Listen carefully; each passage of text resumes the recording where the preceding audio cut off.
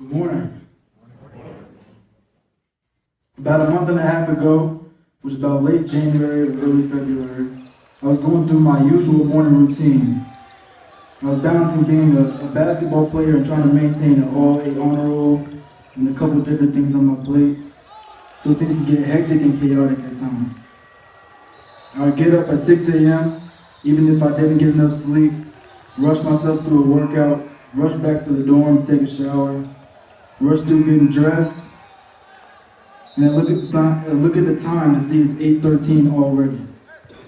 Now I'm only going to have about 6-7 minutes to eat breakfast. As I walk out the door, I say to myself, like plenty of other people say, I hate Oak Hill.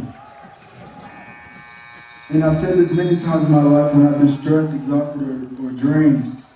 But that day, a voice spoke back to me and it said these words: you don't hate Oak Hill. You hate your habits, and Oak Hill exposes them.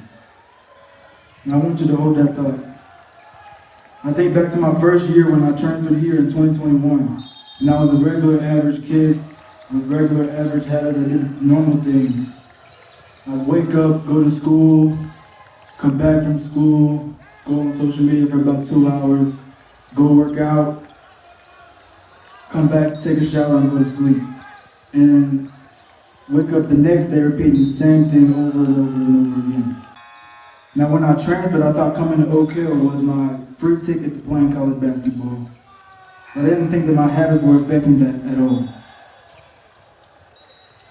I thought Oak Hill was going to put me through the right basketball workouts, keep me away from distractions. I'll be able to eat more food, be around the right people, and it's going to transform me into a bigger, stronger, and smarter person. I came here expecting myself to be a completely different person when I came home 6 months later. But when I came home, I found myself in the same exact spot I was when I first came. Maybe even worse.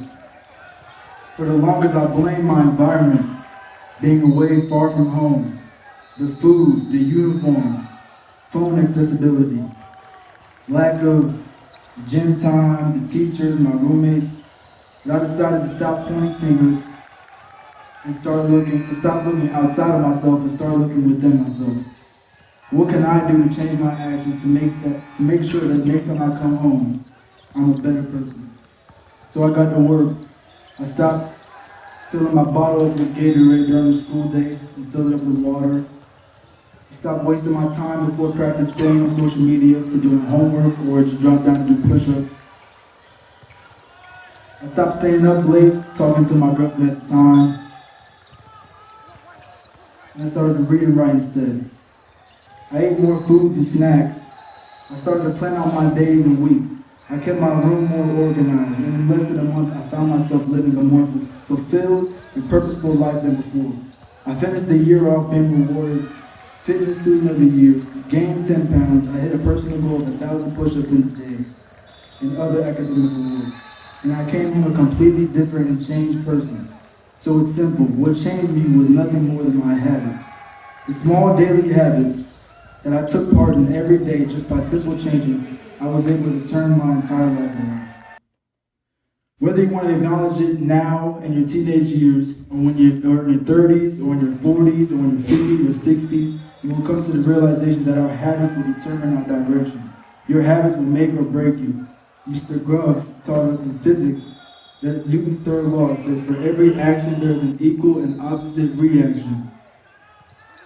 For every action or habit, there will be a result that is beneficial to you or detrimental to you. So I think back to that day when I said I hated Oak Hill so much. And I understand that indeed that voice in my head was right.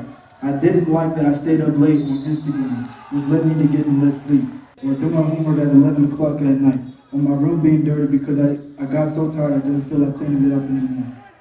And then I wake up the next day with a cloudy and chaotic mind, which left me brushing and eating for only 7 minutes, and then I was grumpy for the rest of the day. It's a domino effect. The difference between you, who you are, and the best version of yourself is that the habits that you hold. There is no magical door of opportunity or no key to life, but instead we ourselves are doors of opportunity, and our habits are the keys that can open this door to a better life or worse life. Change your habits, change your life.